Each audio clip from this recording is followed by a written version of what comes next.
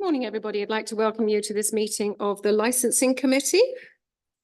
This meeting is being live streamed, so should we lose the live stream, meeting will be paused until reconnection can be made. We now move on to the agenda. So can we have any apologies or substitutions, please? Thank you, Chair. We've received apologies from Councillor Charlotte Kane, who was substituted by Councillor Lorna Dupre. Morning, Lorna. Nice to have you with us. And any declarations of interest? Councillor Ambrose Smith. I don't think it's really applicable, but I see that personal licences are listed as one of the reviews. My husband holds a personal licence. Okay, I'm sure it won't influence your decision. Thank you very much, Christy. Thank you very much. There are two sets of minutes to be approved. The Licensing Committee held on the 11th of September and the non-statutory subcommittee meeting held on the 16th of September. Are you happy for me to sign those as a true record after the meeting? Thank you very much. That's all. I have no chair's announcements, so now we will move on to agenda item number 5, which is the review of the licence fees, and I'll hand over to Stuart for that. Thank you, Chair. Just before I start, I can confirm that it will have no issues whatsoever because it's a statutory fee and we won't be looking at increasing it. Okay, so we're here today to review the fees that the licensing authority charges to obtain and maintain the various regulatory permissions. We're kind of obliged to review them on an annual basis, but we're not obliged to increase or decrease them on an annual basis, but we do have to go through the process, and that's what we're here for. Okay, so background to this is, without exception, we have statutory fees set by central government. And then we have discretionary fees that are set by the local authority. There's no statutory duty to consult when setting or revisiting the licence fees, except for those under the Hackney Carriage and Private Hire Vehicle and Operator licences, which are under Section 70 of the Local Government Miscellaneous Provisions Act. So if members were minded to increase those fees, then we would have to go out to a consultation. But for all the rest, it's a decision that we make in-house. Based on the information in this report. The committee's legal authority to agree the recommendations is based within specific licensing legislation, together with delegated functions set out in the Constitution, extracts from all the relevant legislation, because there's obviously so many different areas of licensing that we deal with, but they're all in Appendix 7 set out in the report that members obviously will have had a chance to read through. They can be challenged through a number of routes, service complaints to the local government ombudsman, or if they feel, if a person felt that we had not followed the law correctly, they could potentially judicial review the decisions that we arrive at in that way. Consequences of such a challenge were demonstrated in the Court of Appeal judgment, our Hemming and others versus Westminster City Council case a number of years ago. That was relating to sex shops in Soho and Covent Garden, but it's applicable as a principle across all types of licensing. And it basically made it clear that substantial costs can be made against the council if it's found that the procedures for setting fees have not been followed correctly and they're not reasonable and proportionate to the cost of the licensing procedures that we deal with. Essentially, all that really boils down to is that we have to be cost recovery. We're not allowed to make a profit out of the actions we do, and we just have to follow the legislation. So if it says a reasonable fee, then we can deal with that. If it's a statutory fee, we can't go above the statutory fees or change the statutory fees. It also means that we can't cross-subsidise. So we can't take excess money earned for, say, taxi income and use it to lower the fees of animal welfare. So they have to be assessed individually in that way. It's also necessary to reflect that not all the costs that we incur can be recovered. We're not allowed to charge for charity street collections, for instance, and charity house-to-house collections. And then there are other things which kind of they're part of what we do, but they don't necessarily get attributed to any particular area. So we can never recover 100% of the budget that we cost to run. But we can look to identify, obviously, what we do cost. And generally speaking, in recent years, that's always fallen between 80 and 85% of our overall combined budget. Now, what we'll come on to in the tables, and you'll see, and it was asked to be pointed out last year, and those members who may sit on some finance committees and things like that, you'll see there's an LI 001 budget, which is the operational budget for licensing, and that always looks incredibly healthy. Because it is just the direct operational side of things. Now, what there is on top of that, that we also look to recover are the on costs. Now, that's the costs of like ICT support, legal support, customer service support, finance, audit, all of these other different things. And because we're a cost centre in our own right, and we obviously do charge those fees to people who hold licenses and wish to hold licenses. We look to recover both the 80 to 85% of the combined figures.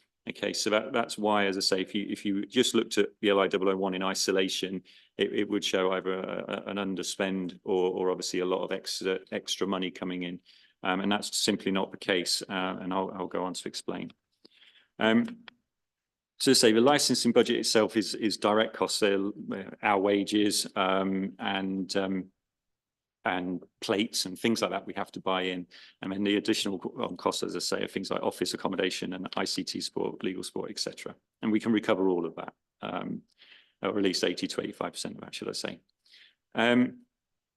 Okay, we can also recover the costs of running committees such as this, but also the licensing subcommittees that we run. So all of that is taken into account as well. And all that's been incorporated into the figures.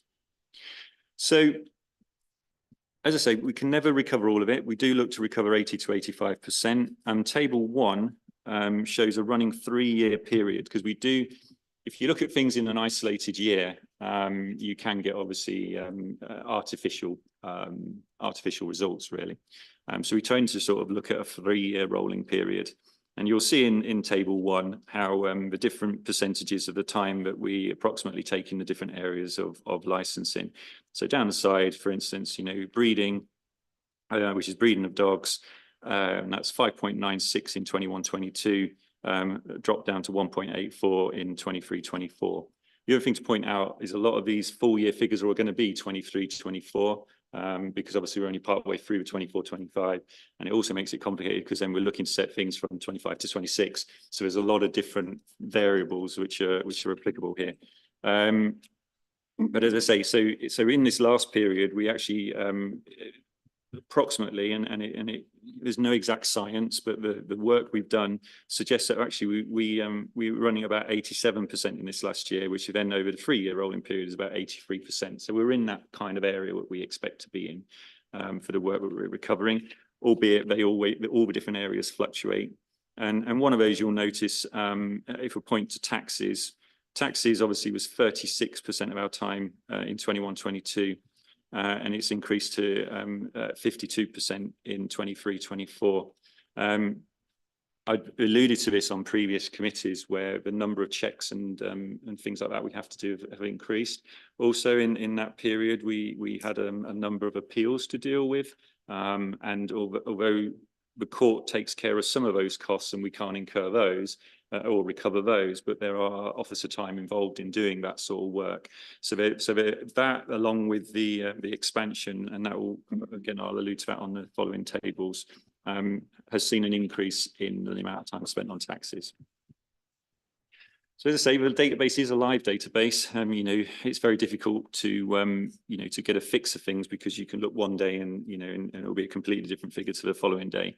But table 2 sets out the numbers that we had, and you'll see there really. Unfortunately, we didn't have the numbers in September 22, but you'll notice we've got April 23, September 23, and September 24, and the sort of the numbers that we're increasing. And I just point out the obvious ones where things have increased is the taxi vehicle and taxi driver areas of the work that we're doing, and with 49 in each of those. Although there are 39 additional personal licenses, that's not really an increase. That's generally what we have always received, around that sort of figure, average pretty much year on year.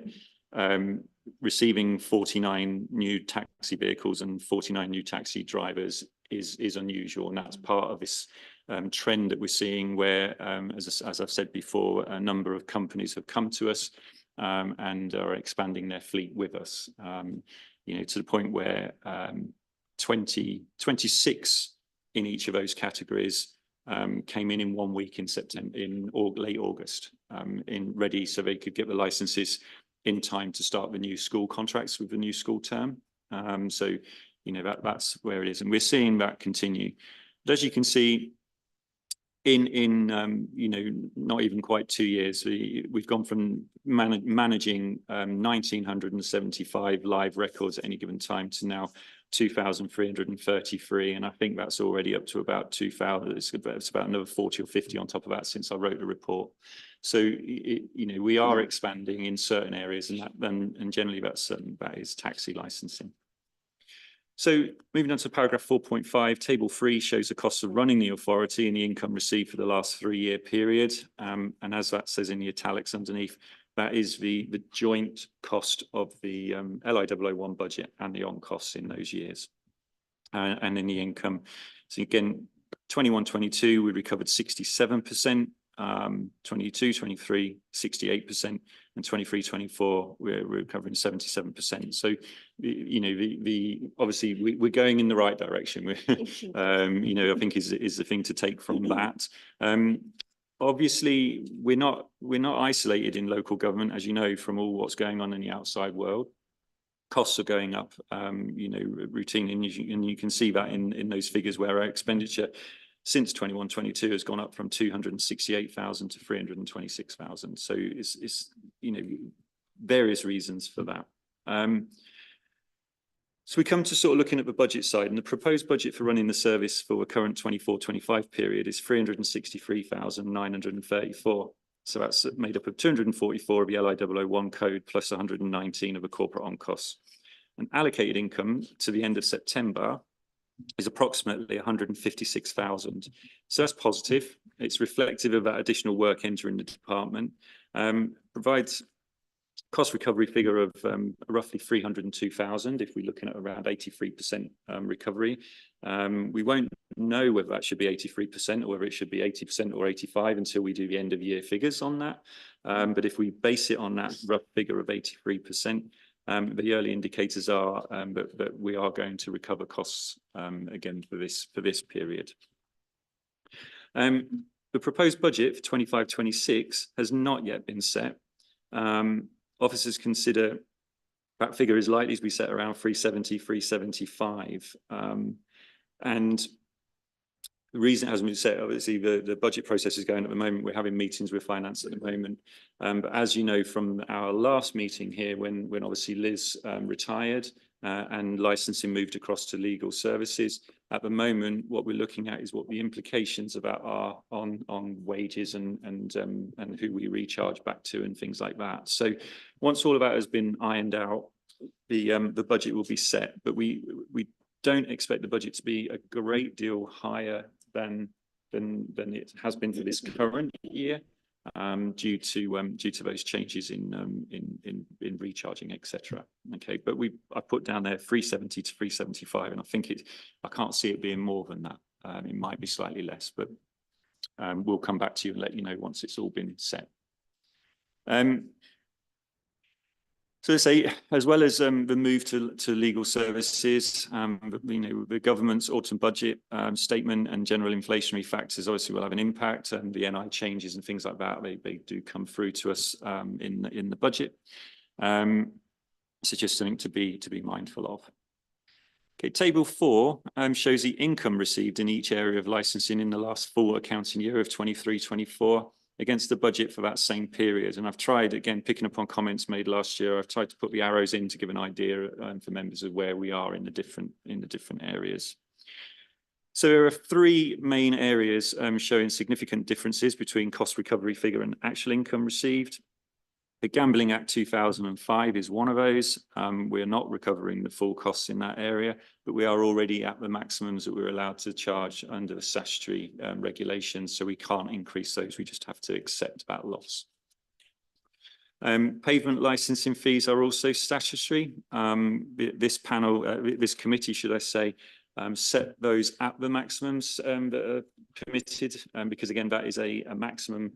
It's a statutory fee. but it can be discretionary what you charge up to the maximum, and we are at the maximum. So again, we can't do anything about any losses there. But as I say, this is a sort of an isolated year. So I think over the rolling year, it won't be quite so drastic.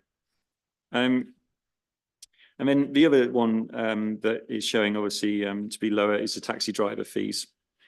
And whilst, these are discretionary, but whilst the shortfall in isolation could prompt thoughts of raising this fee, officers would advise against doing so at this point, and that's in paragraph 4.13, and I'll come to that in a moment. So the conclusion is that external pressures continue to impact all areas of licensing, and indeed all areas of our customer base. I say we're not in isolation. They're feeling the pinch the same as everybody else. The figures show that license stock levels have remained consistent across the year. However, in reality, the only area that is continuing to sort of grow exponentially is the taxi area. Most are just sort of ticking along. It's not decreasing, but as I say, not massively increasing numbers wise. So those numbers have increased around 20%. And we're now managing roughly double the number of taxi licenses and taxi vehicle licenses that we were only 2 years ago, when in October 22. I say the analysis shows in that taxi area that it is driver income that's not covering the vehicle fee is covering its costs. It is just the driver side that in that year and those figures appears not to be. I've highlighted in 4.12 identified reasons as to why that income has perhaps not sort of covered its costs. And that's basically additional vetting checks required to be run, an increase in driver-related inquiries, an increase in enforcement action, low level, so that's motoring, fixed penalty notices for speeding and things like that, SP30s, failing to update addresses if people have moved. So, they're low level sort of enforcement action. An increase in enforcement action high level, so I mentioned it earlier, appeals and committees, we've had a few more of those in that 23-24 period. More in-house safeguarding courses have been run. We used to run them every 2 months. We're now running them every month. That side of things. So that's a difference there as well. And more reporting requirements. So we have returns we have to provide to DEFRA on a weekly basis. That never used to be the case. And we have things like the National Fraud Initiative, where we provide data to government to ensure that people aren't working illegally and various other things like that. So there's a number of different things that have come into play that weren't there historically. And obviously that takes officer time, therefore increases the amount of time we spend on that area. So to say, despite the information shown in Table 4, so officers are not recommending an increase in the taxi fees at this point for the following reasons. The rolling 3-year period in Table 1 shows that taxi work to average at 42.41, and that suggests that the 52.13 figure could be artificially high. So if we were to sort of go on the 52% figure, which is showing that, we could be in a situation where we artificially raise them higher than we should do, and then we start making a profit when we're not allowed to. And taxi income for the first 6 months of 24-25 is 95,665, and projections estimate that the year-end figure will be in the region of 175,000. And should that level of income be achieved, it will be sufficient to cover the estimated taxi costs for this for the 25-26 period moving forward. So it's a two-sided thing. The figure of 52% may be slightly higher. We'll know more at the end of this year. And then even if it was right, the increase in numbers are beginning to sort of show some economies of scale. And we are looking to be on course. And so I don't think, it's a bit of a finger in the air. You never can tell if that growth continues. But if it does, as the signs show, then I think we will basically break even on the taxi drivers at the end of this period as well. So they're the reasons why I wouldn't suggest. As I say, I think the third point I've just really covered, which is larger number of licenses brings economies of scale initially, and that may be some of the reason for that additional sort of percentage increase in this period we're looking at 23-24.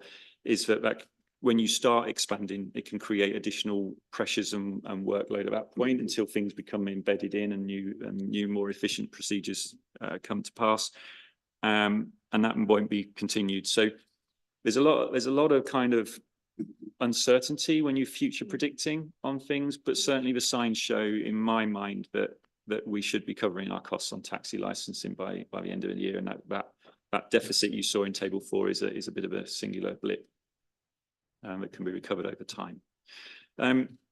That's the end of my report. Obviously, I'm available for questions. Thank you, Stuart. Does anybody have any questions for Stuart? Councillor Trapp, never let me down.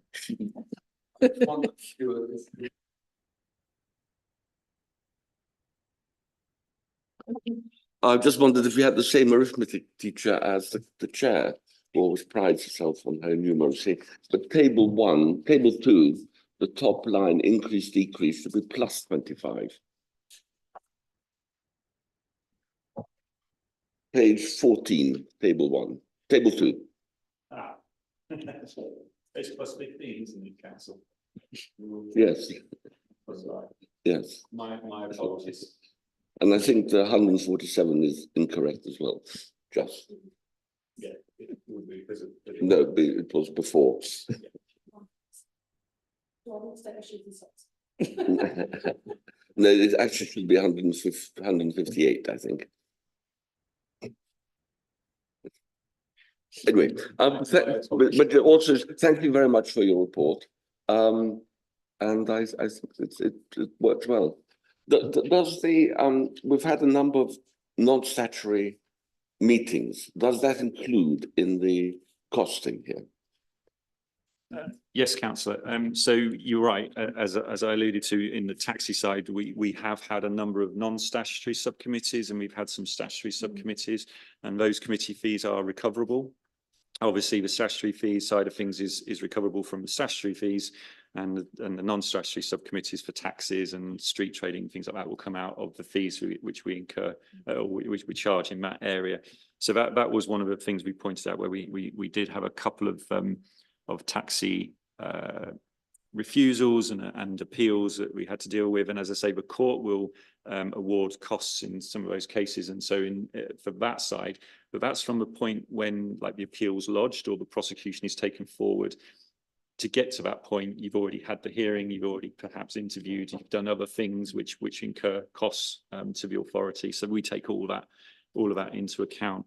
And as I say, we've started a process where, without getting too technical, but within the database we have a module in there or a tab in there which is called an IVA, and that tab enables us to record time. It's essentially like a time and motion study, and then that can be extrapolated into a spreadsheet via an access report, and then we can filter it down and we can find really closely whether these figures that we've been using historically from sources that haven't had such direct time recording are accurate. But early signs are showing that our figures are very close to the mark.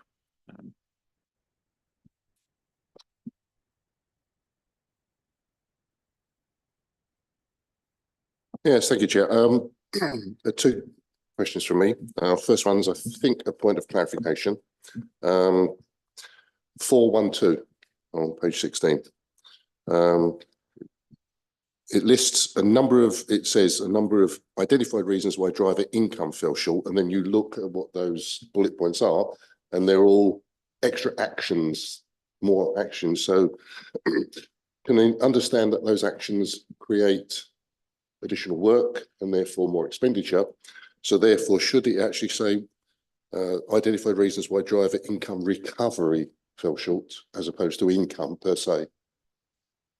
I think that's a fair observation, Councillor. Indeed. Okay, I know I'm perhaps being a little bit picky, but it brings me on to my second question.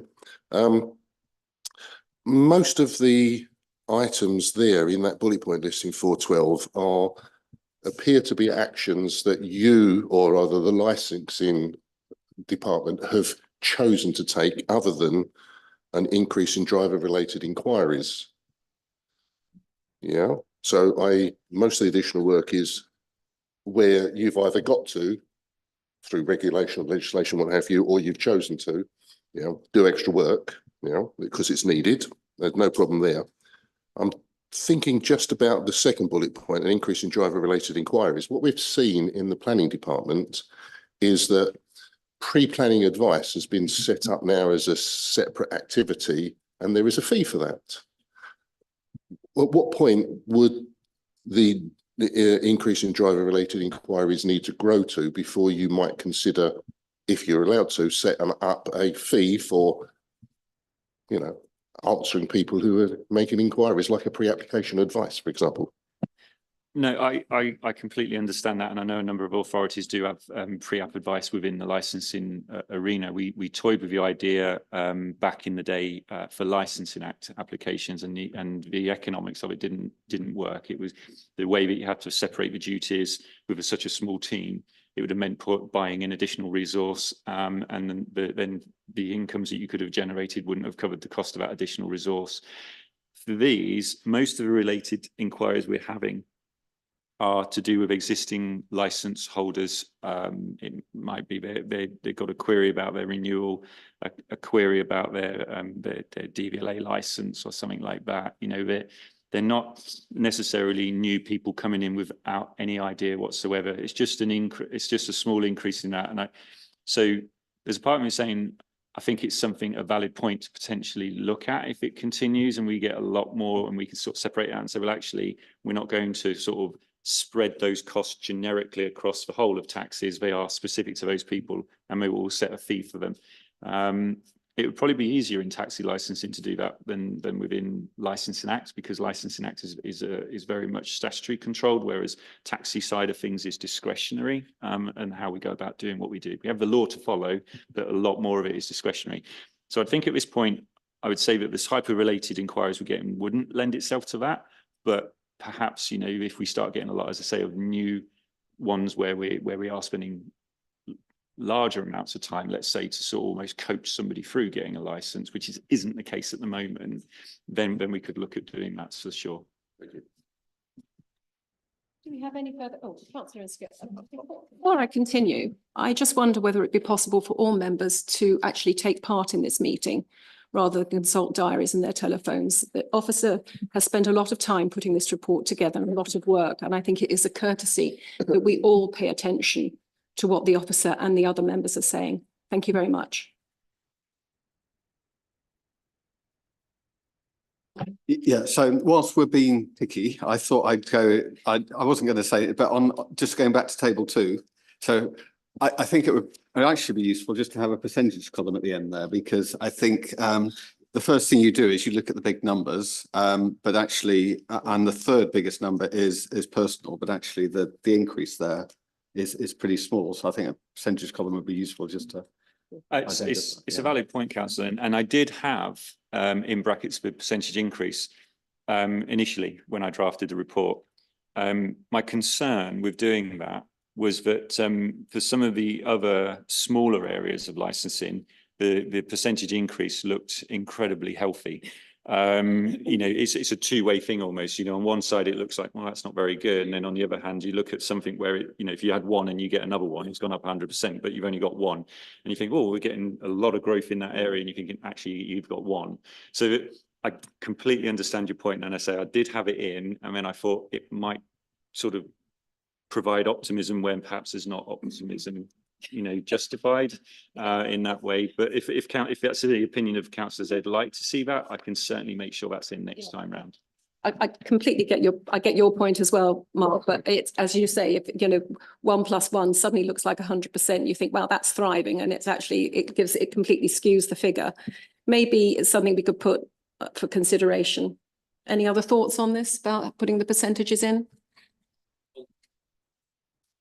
Add them in and have this. I mean, one thing is that last column says the number of increases of licensing, i.e. the work you've been doing, whereas the percentages would just give a relative amount. So it's more of an idea of growth, yes, rather than it is actual work. So maybe not necessarily in this place, I think, possibly. Nobody else, does everybody else agree not to amend it at this stage? Are you happy with that, Mark?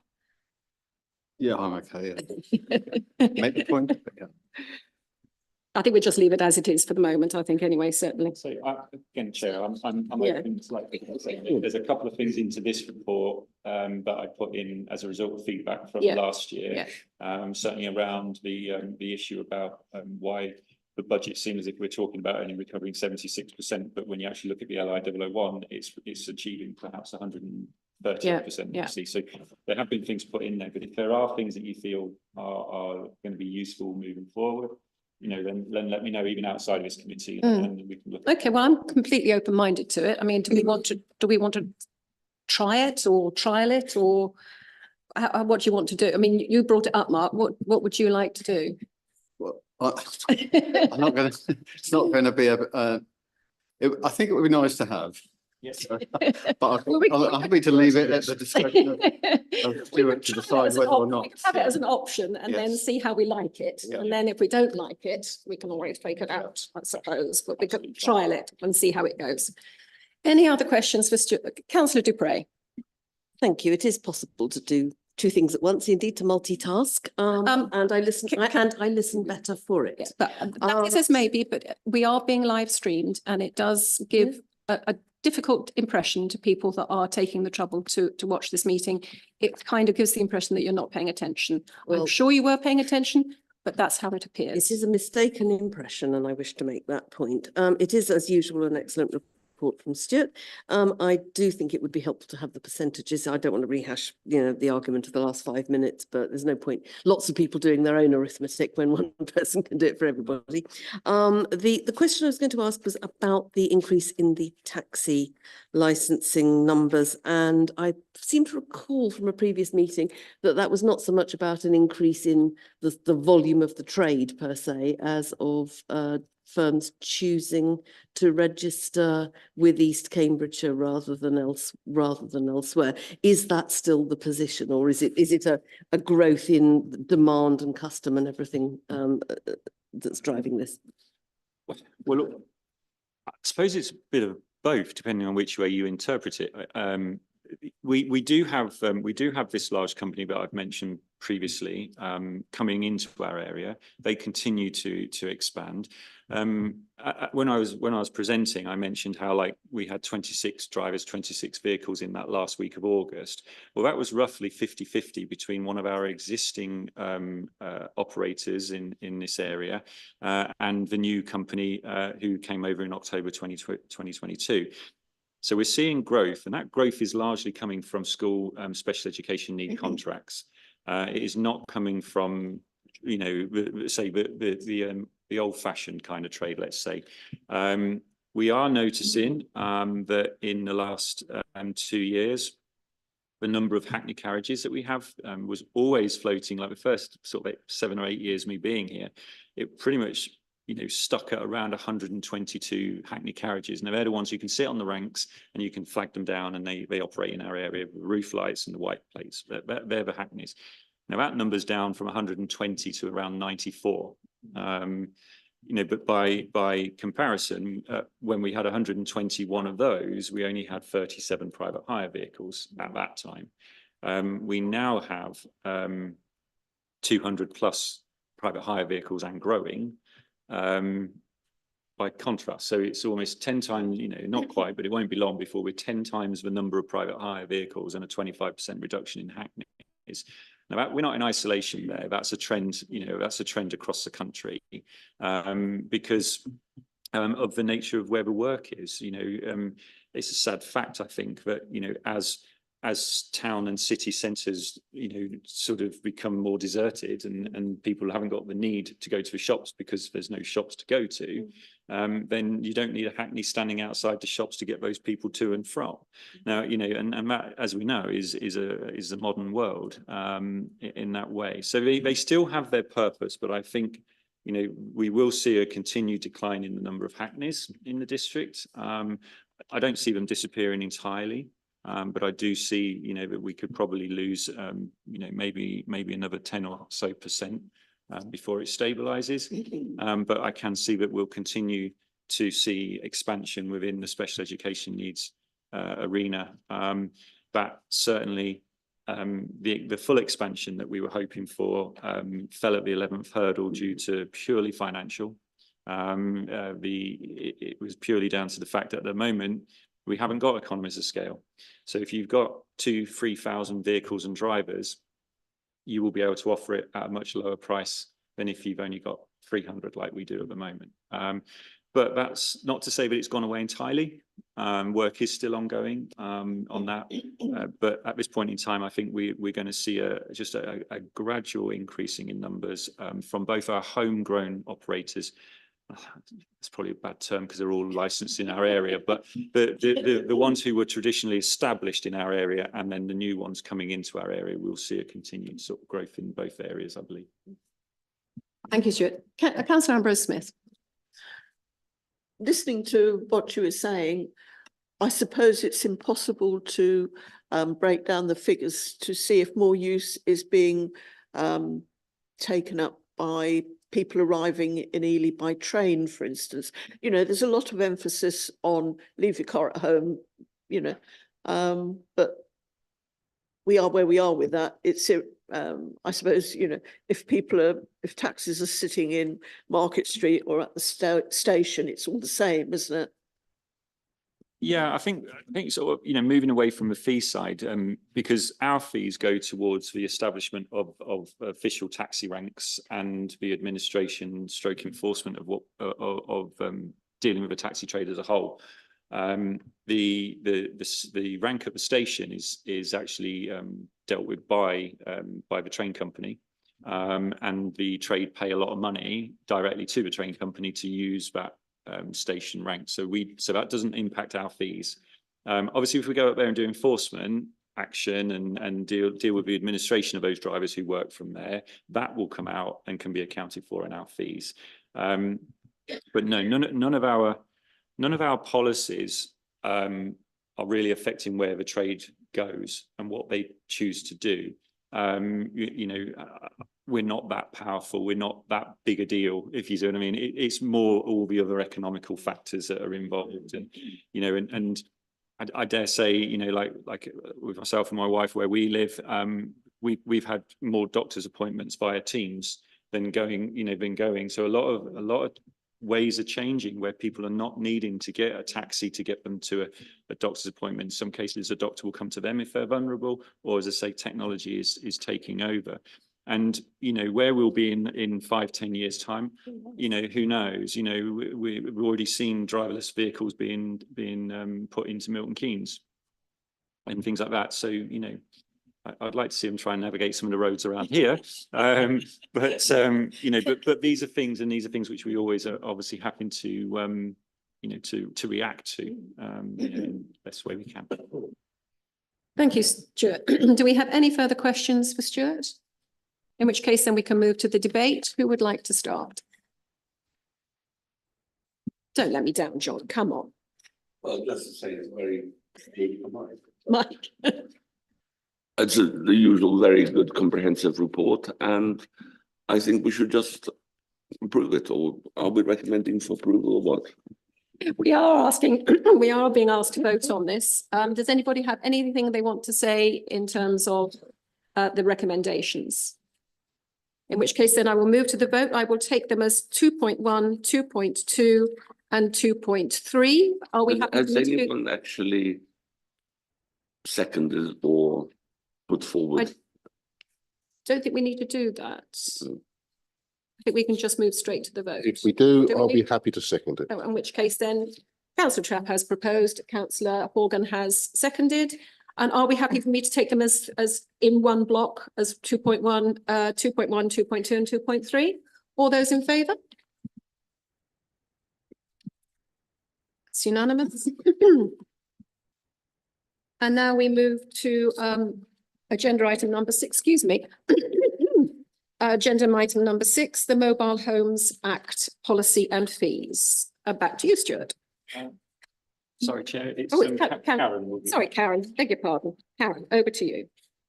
Thank you, Chair.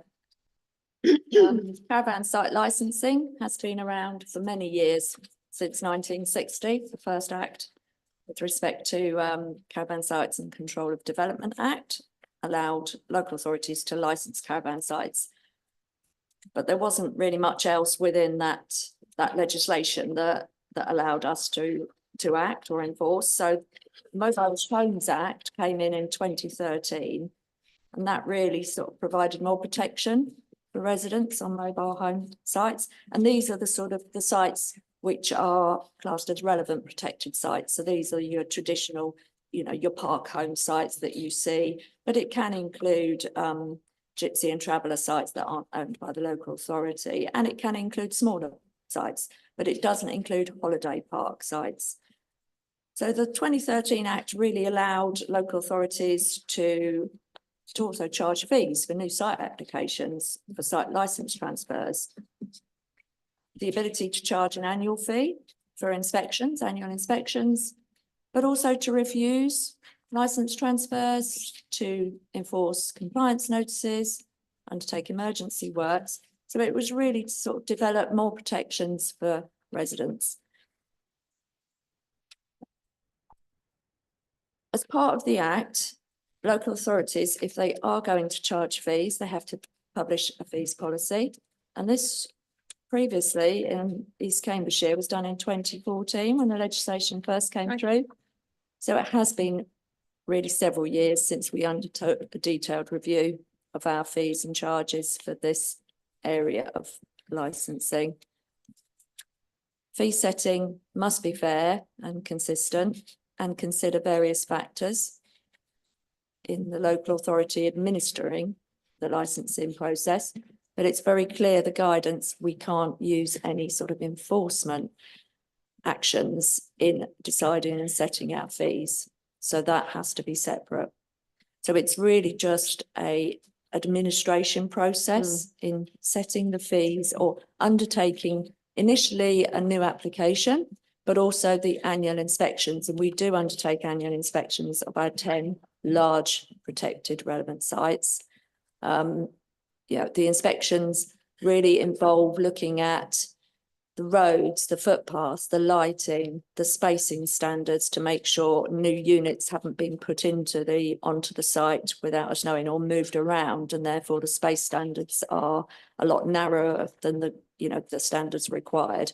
I think it's 5.35 metres if they've got fireproof cladding, 6 metres if they haven't. So there's a lot of factors we look at when we undertake inspections, and we do those annually for our largest sites. So there is a cost to the local authority. So hence we have already charged for an annual inspection fee. And this paper and this proposal is really to look at how whether that fee remains fair and some of the costings have increased. So the guidance, the mobile home fee setting guidance that was set by government many years ago, but it's still relevant, gives local authorities 3 options. So option 1 is charging a fee for the annual inspection per unit. So per unit on the site. Option 2 is a banded arrangement depending on the number of units on the site. And option 3 is on a risk assessment basis. So previously we decided option 2 was the most appropriate for this local authority. Just really considering the type of sites that we have, knowing our district, knowing the average time it takes to administer the process for the different sites. And this is how we originally set it, and it was deemed appropriate to continue with a banding option for this review. One important point to note, we do have a large number of very small sites, but these tend to be family operated, sort of low risk sites, and it was deemed they don't require an annual inspection, therefore we should not be charging or setting a fee for that. Fee policies must be formally adopted and published in order for the local authority to charge fees.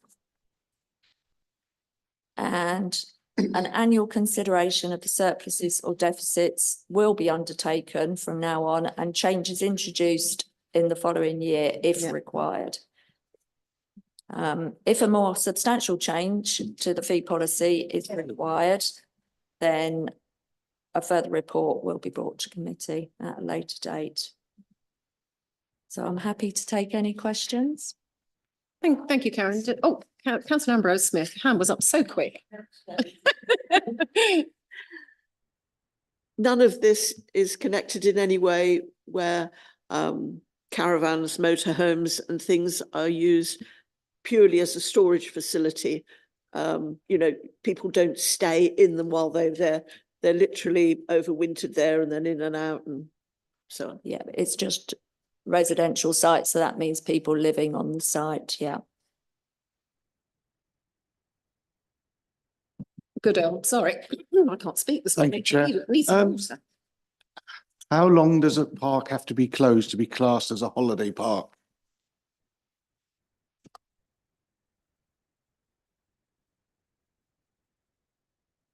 I'd have to come back to you on that, but there are challenges with mobile home sites and, you know, understanding the makeup within the site, because some may be permanent residential on part of the site, holiday on the other part of the site.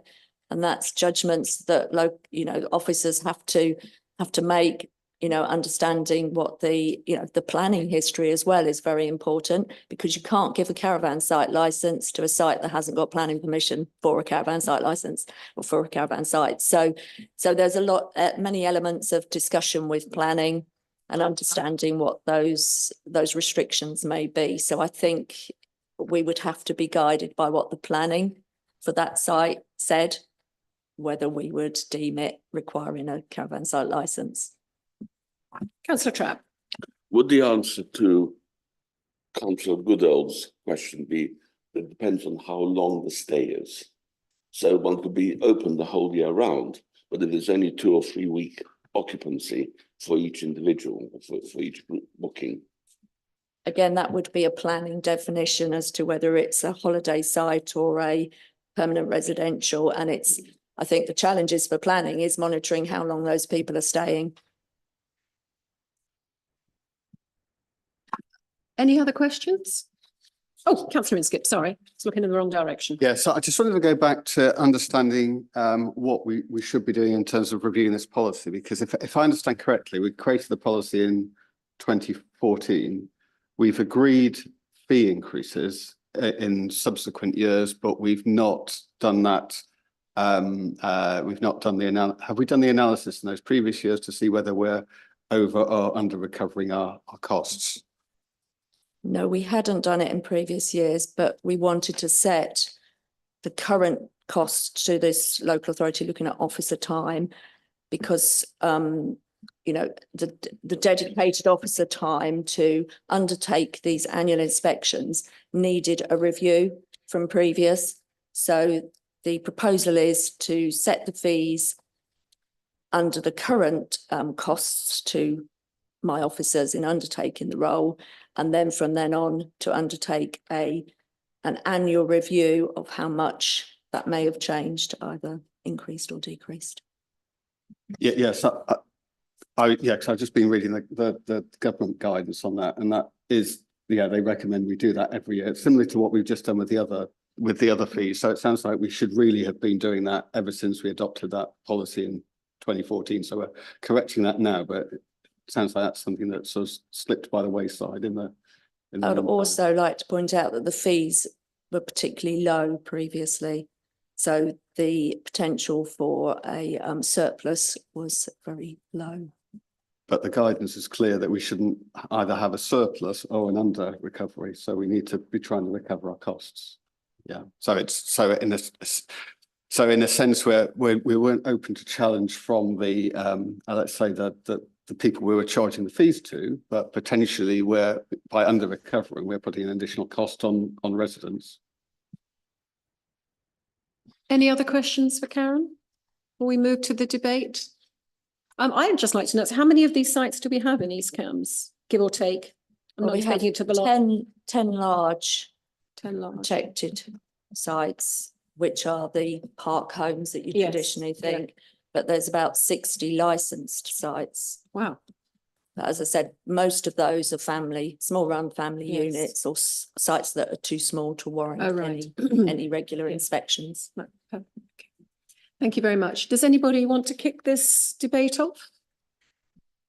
Oh, sorry, I've got a real frog in my throat this morning. Hope it's not another cold. Are we happy then to move to the vote on this if nobody has anything they want to contribute? Okay, sorry. I'm proposing from the chair that we accept the recommendation. Do I have a seconder? Councillor Goodell, thank you very much. All those in favour? Councillor Hawkins walking across the room, but he has got his hand up. John, have you got your hand up? Come along, come along.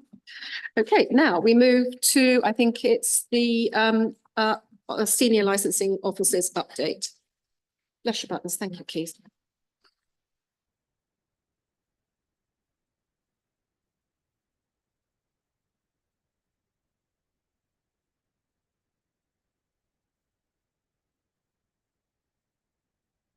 The licensing manager, I beg your pardon. No, members will be pleased to know this will be very brief. Last week, I attended the National Training Conference, the National Institute of Licensing Training Conference, where obviously you get to hear about a number of things on the horizon and talk to your peer group. One of the things that will be coming in, I have touched on this, I think, previously, but it's the Animal Welfare Primate Licenses England Regulations 2024. That will come in, well, start to come in on the 1st of April 2025, where applications can be accepted, and then everybody who has a primate on their premises has to basically register and hold a license, and that will be from April 2026. So it's there's a run-in, there's almost a 2-year run-in from when it was initially commenced. But so the first prime date really is the 1st of April. So all we've got to do is essentially put in, look at potential fees on that one, but look at all the systems and procedural aspects of stuff like that. It's an unknown. In the presentation I went to, they know of 250 that require to be registered because they've already under another permission, like a dangerous wild animals license, and unfortunately, you know, that's not an exemption, so you need to have both. But I think it was the RSPCA have estimated there could be as many as 5,000 individual primates in ownership that require this. Now, it wouldn't be 5,000 individual people who need to hold one of these licenses, because obviously some people may have a collection of 10 or so, you know, in on their premises. But we don't know. If you were to ask me how many we have in our area, I don't know. Is it possible we have them in our area? Yes, I think it could be. We're rural. You know, it's not within the stretch of imagination to think that it would be an ideal place to have a bit more space, a bit more land, and to have some. So we'll do some advertising. We'll do some sort of common stuff on it. But even if it's like sex establishment licensing in this district where we don't have any of those, we'll still have to be in a position to be able to accept them from the date that they become active. We can't say, oh no, we haven't got everything in place. So we'll just be working on getting that in, and that will come to members just for the nod in the future. The offences under that are effectively the same offence provisions that come into play with animal boarding and dog breeding. It's all section 13 of the Animal Welfare Act 2006. There are some other offences as well. And like I said, I really couldn't tell you how many we're going to get or whether we're going to get none at all, but I can just tell you we've got to do the piece of work. Also, members have probably seen in the press the tobacco and vaping bill. That's suggesting a licensing regime for people who are selling tobacco and vaping products. Very, very early days. It's a bill. It may not get to be an act. It may become an act and be something that trading standards continue to sort of be heavily involved in, and we don't get involved in it at all. I don't know enough about it yet. In all honesty, it was mentioned. It's on the horizon, and as I say, because it's a bill, it may not come to pass. It may be something that does at some point in the future. Yeah. And also the issue we talked about, or I briefly mentioned before, about the government's white paper on transport and taxi changes, about moving it in this area. That would mean moving taxi licensing for all districts to the Cambridgeshire and Peterborough Combined Authority. That hasn't gone away. It hasn't progressed much, but there was a very small mention, I believe, in the Labour sort of opening statement that they're looking at that side of things. Personal opinion, I think it would be a bad thing to do, but as I say, it's one thing in licensing; it doesn't stand still, you know, and we'll just continue to obviously bring that information to members as we move forward. And other than that, it really is just business as usual, which is very, very busy at the moment for some strange reason. So can I just have a quick question first? So primates don't come under a small zoo then? If you had, would it classify, I think, would it, if you had primates, I would have, wild primates, I suppose, are they all primates wild? That wouldn't fall under a zoo. No, obviously, at the moment, the zoo license would deal with that. If you had a silverback gorilla, you'd have a zoo license, you know. This is more about private ownership and of primates, but it does capture those which would originally been potentially on the dangerous wild animals where people don't go in to see them. You know, so zoo licensing is about being open for more than 7 days of a year, where you allow Joe public to come in and see. But obviously some people, you know, will have exotics, and we've seen there's a lot of this in America. Obviously, if you've ever seen any of these discovery programs where, you know, people have polar bears and lions and everything else, but they're in private ownership and it's just for them. But that's the type of thing that this primate legislation will capture. Yeah, so it's not so much for zoos. I think, again, I'm perhaps misquoting this, but I believe that if you've got a zoo, then the zoo will trump it, and that will be the one you have. But if you've got a dangerous wild animal, then you'll need dangerous wild animal and the primate one. Again, when I've managed to go through it all and got my head around the whole thing, I will come back to members and you know, sort of give you that information. But yeah. Oh, thank you. Can I, if you have one, can I come on one of the inspections? Indeed. I can't imagine what kind of person would have a primate. I think Christine Ambrose-Smith is ahead of you, Martin, but then you can go next. A point of clarification more than anything, primates, and we immediately think of a large gorilla or a sweet chimpanzee. What would be the least end of the scale of primates? I mean, are you talking small monkeys, which is conceivable that some people keep as a household pet, or is there any sort of? Exactly that, councillor. Again, not a vet, but if you look at down one end, I think spider monkeys are pretty small.